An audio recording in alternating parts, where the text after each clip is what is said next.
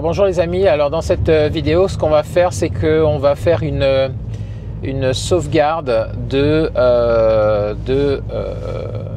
des contacts de Thunderbird, le logiciel de messagerie Thunderbird. Alors le logiciel Thunderbird c'est quand même un logiciel de messagerie qui vous permet d'aller chercher vos mails et on peut le configurer pour une seule adresse mail mais on peut le configurer pour aller chercher plusieurs mails.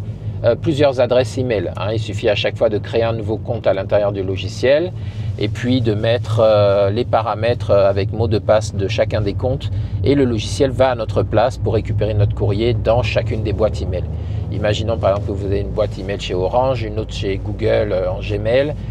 Au lieu d'aller directement vous-même sur l'espace client Orange pour aller voir vos mails et puis d'aller ensuite sur Gmail en ligne, depuis Thunderbird, si vous le configurez, il pourra aller chercher vos emails dans les deux boîtes email pour que vous l'ayez dans une seule et même interface. C'est ça tout l'intérêt.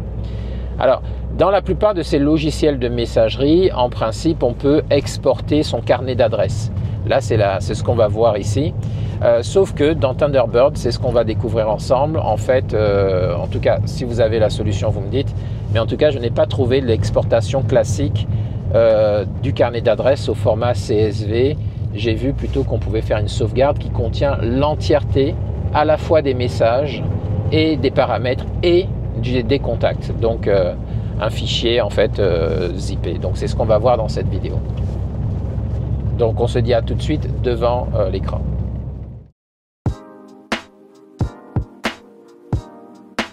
Ok, donc là ce qu'on va faire maintenant, c'est qu'on va exporter des contacts pour les sauvegarder des contacts sur Thunderbird. Donc la messagerie Thunderbird, c'est un logiciel de messagerie qui vous permet d'aller chercher vos mails et qui donc contient les configurations pour accéder à vos boîtes de mails. On peut en configurer une comme c'est le cas ici ou on peut en configurer plusieurs. Toujours est-il qu'on a une liste de contacts et il peut être intéressant d'apprendre à sauvegarder ces contacts, surtout quand on en a plusieurs. Ici, on en a 183, on le voit parce que c'est noté ici. Donc, vous pouvez sauvegarder ces contacts tout simplement dans les outils, exporter. Les comptes de messagerie, messages, paramètres dans un seul fichier, donc carnet d'adresses, oui. Alors là, il va tout exporter. J'aurais pensé qu'il exporterait que les adresses, mais là, il exporterait tout. Donc, si je clique sur exporter, voilà, on fait une exportation de l'ensemble du profil. Donc, je vous recommande dans ces cas-là de renommer, de l'appeler par exemple Thunderbird sauvegarde, comme sauve, et puis de mettre une date, parce que si vous le changez régulièrement, vous rajoutez des contacts, et puis que vous avez des nouveaux mails, c'est bien de pouvoir sauvegarder de date à date, une fois par mois par exemple, si vous craignez quoi que ce soit. Donc ici on est le 7 mars, donc on va faire 07-03-2025 par exemple. Et puis on peut laisser ça dans le document, pourquoi pas, je fais enregistrer. Donc là il fait l'exportation, donc on voit qu'il exporte tout, les messages, le carnet d'adresse, ça veut dire avec les contacts, et même tous les paramètres du logiciel. Voilà, quand c'est terminé, on va faire terminer et on va venir bien contrôler que ici on a bien dans le document, on a bien notre fichier qui a été sauvegardé. Donc sauvegarde, où est-ce qu'il est, tout en bas, voilà, vous voyez, c'est un fichier zip ici, donc qui a bien été sauvegardé. Et les propriétés de ce fichier, c'est qu'il est compressé, mais vous voyez qu'il est quand même assez important, compressé, il fait 1 giga 74, donc ça veut dire que c'est un fichier quand même très important, qui contient tous les mails, les pièces jointes et également le carnet d'adresse. Voilà, avec Thunderbird, comment vous pouvez faire.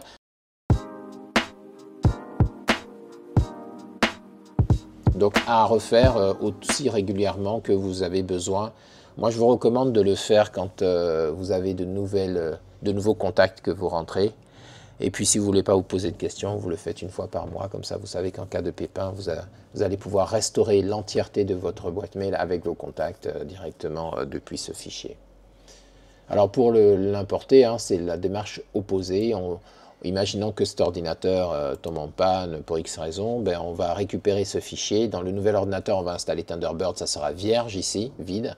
On viendra dans Outils, et dans ce cas-là, on fera importer Et vous voyez qu'il nous demande d'aller choisir où on veut récupérer ça. Et on va dire un fichier ici, importer depuis un fichier, on va dire continuer.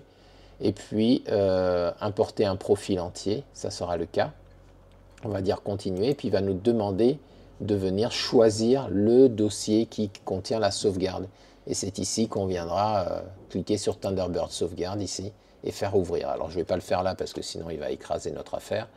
Mais c'est comme ça qu'on ferait une importation en cas de souci. Voilà.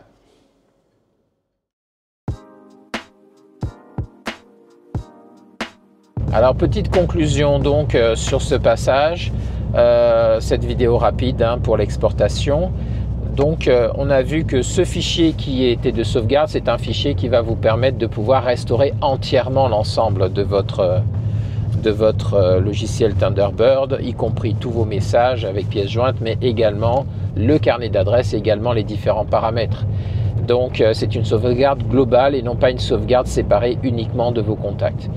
Donc voilà, je vous recommande donc dans ce cas-là, à chaque fois que vous changez de contact, que vous rajoutez des contacts ou que votre messagerie grossit, de faire cette sauvegarde de sorte à ce que vous puissiez avoir vos contacts quelque part pour les restaurer une autre fois. Mais manifestement, vous allez devoir le restaurer à partir de Thunderbird, donc c'est-à-dire en réinstallant une version de Thunderbird vide, et vous allez l'alimenter en important donc le fichier comme je vous ai montré dans la vidéo.